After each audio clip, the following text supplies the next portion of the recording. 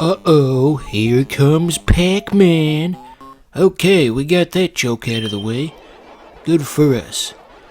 So yeah, Pac-Man is trapped in a pocket dimension, and he's surrounded by a cacophony of sounds coming from all of the arcade machines. There's no way to turn that off. So yeah, you can play all the Pac-Man games. And he's got a statue of himself. Like in the Yakuza games, you could buy that golden statue of Kiryu. This thing kind of looks like something out of a Gmod map. You just kind of sectioned off and floating over the skybox. Very unusual. And as a reminder that you can't leave, they put a fake exit door on the edge. And they've got a jukebox that lets you listen to Pac-Man songs of the past. Jump in the Rover and come over, tell your friends, jump in the GS3. I got the chronic by the trees. I love it when you call me Big Papa. Throw your hands in the air if you's a true player. Alright, enough horsing around. Let's actually play one of these things. Half of them are locked at the start because God hates us. So, we gotta start with one of the default ones. And why not pick this one? This is the basic Pac-Man formula. Something real simple to introduce things. I mean, we don't want to start off with Pac-Moto or Pac-and-Roll. This is not the Pac-Man I grew up with. Okay, so we're gonna do championship mode, where the goal is to keep going for 5 straight minutes. Like those ads say on that one particular website, you won't last 5 minutes playing this game. And away we go. So this particular, version of Pac-Man was released on Xbox Live Arcade back in the day. The only real significant difference aesthetically is that they've got some basic lighting effects. The arena lights up wherever Pac-Man goes. And also it's in 16:9, of course. Yes, indeed.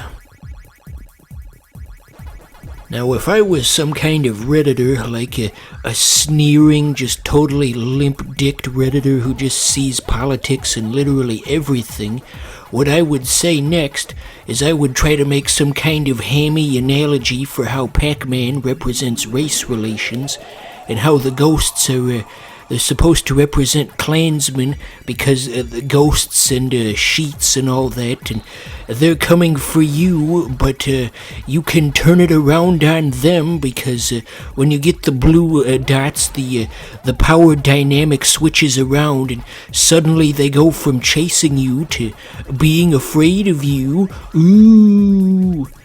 Yeah, if I was some kind of Vaush knockoff, I'd probably say that. But I won't. I would never say such things. I would never cram a hokey analogy into something as simple as Pac-Man. Anyway, so as this is going on, you might occasionally just see me completely whiff on making a turn that I'm supposed to make. And that's because the D-pad on the Xbox controller, it's just, it's not there. Don't get an Xbox, kids. Not if you want to make Let's Plays of Pac-Man Museum. That is for sure. Sometimes you'll hit the button and it just won't go. Son of a bitch. I'm not just completely terrible at Pac-Man. A lot of this is just the controller's fault. You look at the Xbox controller and you ask yourself, what were they thinking? Okay, so just one life left. We can still turn it around. We just need to get one of the big dots, and then those ghosts are gonna be all, uh-oh, here comes Pac-Man. You're gonna be hearing that a lot over the course of the next 3 episodes. I just have no self-control in that regard. So, did you guys ever see that Futurama Pac-Man parody they did many years ago? I thought it was funny when I was like 11, but as an adult, less so. I don't find much of anything funny anymore, to be honest. Although I did like the part where Zoidberg pukes up the Pac-Man memorabilia. That was somewhat humorous. Oh, Zoidberg, he was always very sick. and he could never afford to see a doctor, even though he was one. Remember that one scene where he says, "I wish I could see a doctor, I'm very sick," and then he just pukes all over the table? Such a well-written character. Oh, I guess that's the end of that. So they put a cool thing at the end where you get to see a graph of how many points you were collecting and at what times. Yeah, look at that. The stats nerd in me just loves that. I love a good graph. Okay, that's enough of that. We don't want to spend the whole episode on just one thing. They said we wouldn't last 5 minutes playing this game, and by God, they were right.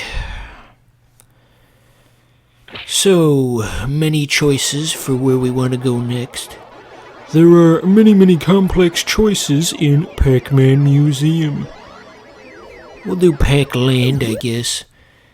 Namco was trying to get in on the Mario Bros. Craze back in the day, and they tried to make a Pac-Man 2D platformer. However, 2D platforming was a new thing back then, and they didn't quite have the movement figured out. You can't just hold the button. See, my stupid ass had to look at the controls because he wasn't moving. But yes, it says hold button, but holding the button doesn't do it. You have to press it rapidly to gain speed, you see. It's like that one video with the Mario has to build up speed for 8 hours before he can warp to the other dimension. For those of you who remember that one. So yeah, they tried to make a 2D platformer, but they did not have the movement figured out. That is for sure. So, speaking of Pac-Man, do you see that thing where all those retarded Twitter people are trying to force comedy with the Pac-Man TV show from the 2010s? They figured out the formula where if you just shove something down people's throats often enough, eventually it becomes funny. Just say it enough and people will eventually bend. And yeah, sure, maybe the Pac-Man cartoon is funny. You've said it so many goddamn times that maybe if I just pretend to go along with it, it'll go away. Just like with Among Us. Nothing about Among Us is inherently funny, but maybe if we just ram it down everybody's throats for years and years and years, it'll get there. Push it to the limit. Walk along a razor's edge. But don't look down, just keep your head or you'll be finished. Uh-oh, there goes Pac-Man. We'll be back for more in a couple of days. Escape to a world of enchantment. Run with the wonders of nature. Swim in our crystal clear waters. See things you've never seen before in the complete Super Mario world. With 78 levels, it's Mario's biggest adventure ever. Now on Game Boy Advance. Come, spend time with us. Rated E for everyone.